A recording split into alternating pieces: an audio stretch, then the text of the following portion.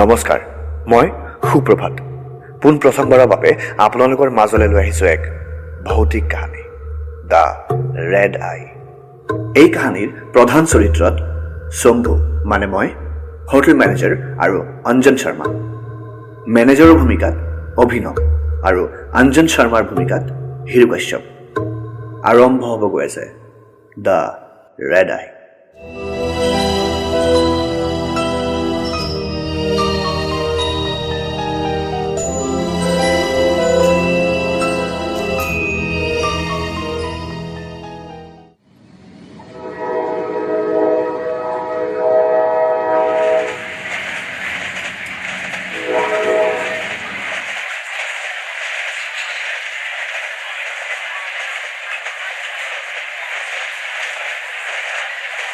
কল্পপুৰ ষ্টেচনৰ এনেধৰণৰ নামবোৰ আজিকালি শুনাই নাপায়।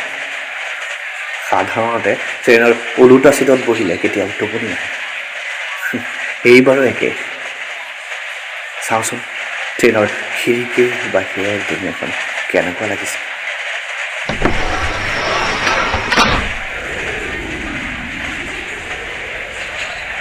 সঁচা, যেনেকৈ আমি কাপোৰ সলাওঁ ঠিক তেনেদৰে প্ৰকৃতিয়েও ৰূপ সলায়। দিনৰ পোহৰ, আবেলিৰ গেৰুৱা চাপ আৰু ৰাতিৰ হিম চেঁচা বতাহৰ কথা চহৰত শুনিবই নাপাওঁ। আজি প্ৰকৃতিৰ লগত কথা পাতি বৰ ভাল লাগিছে। চকু জুৰিও বন্ধ হৈ আহিছে।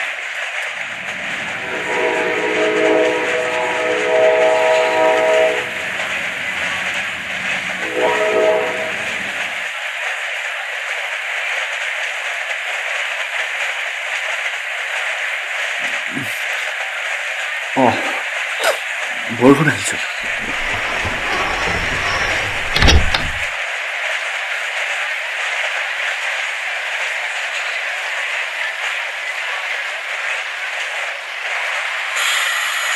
ষ্টেচন পালোৱে নেকি বাৰু?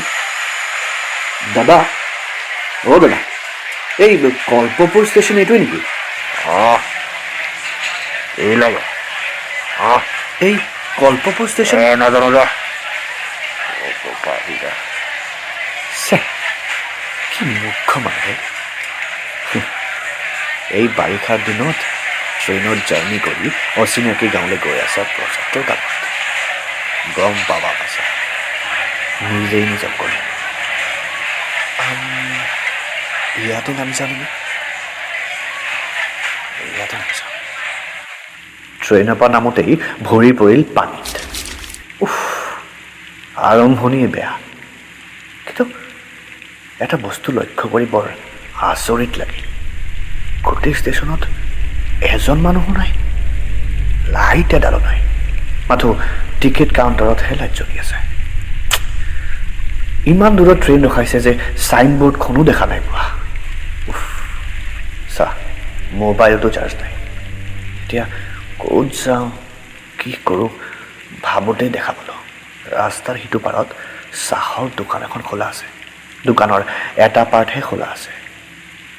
মাতিলোঁ, দাদা কোনোবা আছেনে? আছে আছে, কন হে? আচলতে হাঁহিব নাপায়, কিন্তু মানুহজনক দেখি মোৰ সঁচাকৈ হাঁহি উঠিছিল। মানুহজন ক'লা বুলি ক'লেও ভুল নহ'ব। চুটি চাপৰ, কিন্তু চুলি আকৌ দীঘল, একেবাৰে মিথুন ষ্টাইল। কা চাহি তোৰ আকৌ? চিগাৰেট, বিড়ি, গুটখা? আচ্ছা, চাহ হ'ব নেকি বাৰু? চাহটো নহ'ব দাদা। এই আচলতে বৰ্তন চব এইমাত্ৰ ধুই দিলোঁ দাদা। খালী চাহপাত দিলে হ'ব? ভাল লাগিছে মানুহজনক। বাৰু এতিয়া পইণ্টলৈ আহোঁ। আচ্ছা দাদা, এয়া কল্পপুৰ গাঁও নেকি? कल्पपुर? अरे वो तो एक स्टेशन पहले ही आता है। आप एक स्टेशन बेसी आ ही गई दादा। কি? আচ্ছা, ইয়াতে থকা খোৱাৰ কিবা ব্যৱস্থা? एगो होटल है, लेकिन অলপ দূৰ আছে এতিয়াতো গাড়ী বাগেৰাও নাহি পাব আপুনি কিমান দূৰ 4 কিলোমিটাৰ পকৰিয়ে 4 কিলোমিটাৰ বাপৰে এতিয়া বাজিছে 9টা ঠিক আছে যাওঁ তেন্তে আচ্ছা দাদা এই চিগাৰেট দিয়কচোন চিগাৰেট ল'লোঁ ধন্যবাদ জনালোঁ ঠিক আছে দাদা ভালকে যাব দেই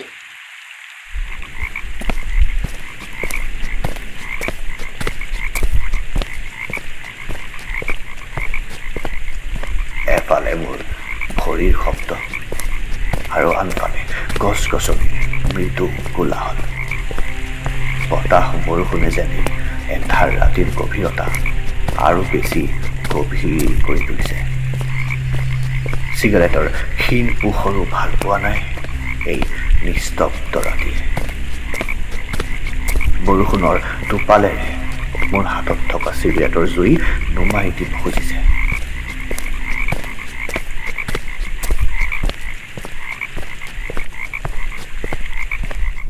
4 কিলোমিটাৰ খোজ কঢ়া ধেমালি কথা নহয় হোটেলৰ ওচৰতে পাওঁতে প্ৰায় 11টা মানেই বাজিলে কল্প ৰেচিডেন্সি সোমাই গ'লো ৰিচেপশ্যনত সাধাৰণ ড্ৰেছত থকা মানুহজন বহি আছে কিবা হিচাপ কৰি আছে এক্সকিউজ মি হয় ছাৰ কওকচোন হয় ৰুম লাগিছিল আচ্ছা কিমানৰ ভিতৰত 700 মান তাতকৈ কম হ'লে বেছি ভাল হয় একচুৱেলি ঠিক আছে 700 ৰুম আছে আপোনাৰ কাৰণে 650 ৰাখিম থেংক ইউ দাদা থেংক ইউ একো নাই আপোনাৰ ৰুম 109 আচ্ছা এই কোনফালে যাব লাগিব এইফালে গ'লে ফাৰ্ষ্ট ফ্ল'ৰ আচ্ছা ঠিক আছে আহিছোঁ দাদা ঠিক আছে চেক ইন প্ৰচিডিউৰ শেষ কৰি ওপৰলৈ উঠি আহিলোঁ কৰিডৰ দি আহোঁতে বস্তু এটা দেখা পালোঁ চব ৰুমকেইটা প্ৰায় একে ধুনীয়া কিন্তু মোৰ ৰুমৰ একেবাৰে সন্মুখৰ ৰুমটোৰ দৰজাৰ ওপৰত থকা লাইটটো কিবা ব্লিংক কৰি আছে বেয়া হৈছে নেকি নাই এটা ৰিদমত ব্লিংক কৰিছে আনইউজুৱেল ওচৰত গৈ ভালকৈ লক্ষ্য কৰোঁতে গম পালোঁ নাম্বাৰ প্লেট ৰুমৰ নাম্বাৰ প্লেট নাই চ' ইনডিচিপ্লিনড মেনেজমেণ্ট মনে মনে ভাবিলোঁ আৰু নিজৰ ৰুমলৈ সোমাই গ'লোঁ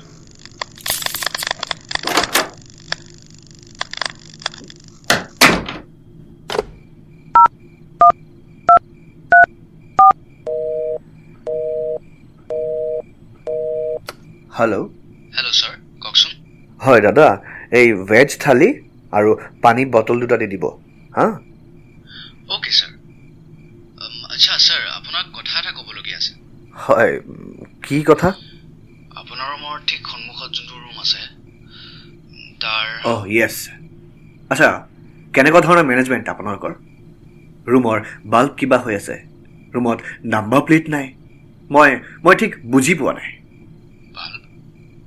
তাত বাল্ব নাই ছাৰ আচ্ছা আপুনি যেতিয়া লক্ষ্য কৰিছে তেতিয়া আপোনাক মেইন কথাটো কৈ দিম সতৰ্ক থাকিব যিমানেই মন নাযাওক কিয় আই ৰিপিট ছাৰ যিমানেই মন নাযাওক কিয় সেই ৰুমৰ কি হ'ল দি ভিতৰলৈ ভুলতো নাযাওক বাল্ব নাই হোৱাট ৰাবিছ আৰু কি হ'ল দি কিয় চাব যাম মই কি দৰকাৰ মোৰ প্লিজ আপুনি মোৰ ডিনাৰটো সোনকালে পঠাই দিয়ক চাওক ছাৰ আপোনাক সতৰ্ক কৰি দিয়াটো মোৰ ডিউটি বুলি ভাবোঁ সেইকাৰণে জনাই দিলোঁ নাও ইট ডিপেণ্ডছ অন ইউ পাহৰি গ'লে মোক দুখ নিদিব হেভ এ ছেফ নাইট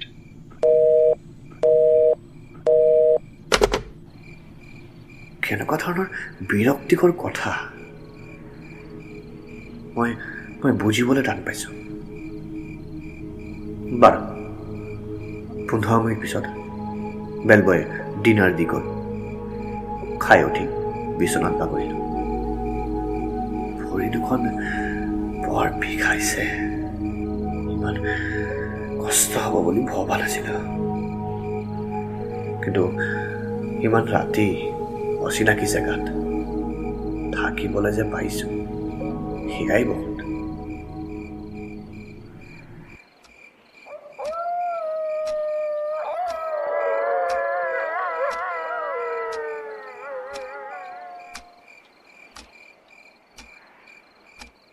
ৰাতিৰ নিস্তব্ধতা ফালি দূৰৰ পৰা ভাহি আহিছে কুকুৰৰ আৰ্তনাদ এজাক কুকুৰ যেন কাবাক সতৰ্ক কৰিছে কিন্তু কাক আজিলৈকে কুকুৰৰ ভাষা বুজি পোৱা নাছিলোঁ কিন্তু আজি কিয় ইমান মনোযোগেৰে শুনিছোঁ ক'ব নোৱাৰোঁ এয়া ভাবোঁতে ভাবোঁতে কেতিয়া চকুজুৰি বন্ধ হৈ আহিল গমেই নাপালোঁ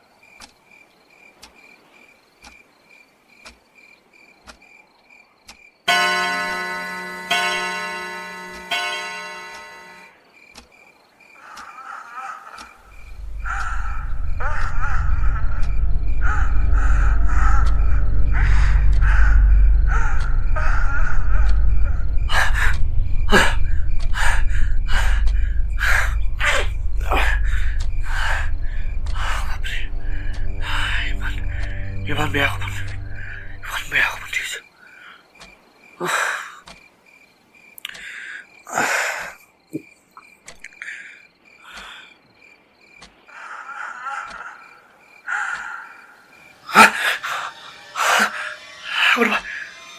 কোনোবা কান্দিছে ইমান ৰাতি কোনে কান্দিব পাৰে কোন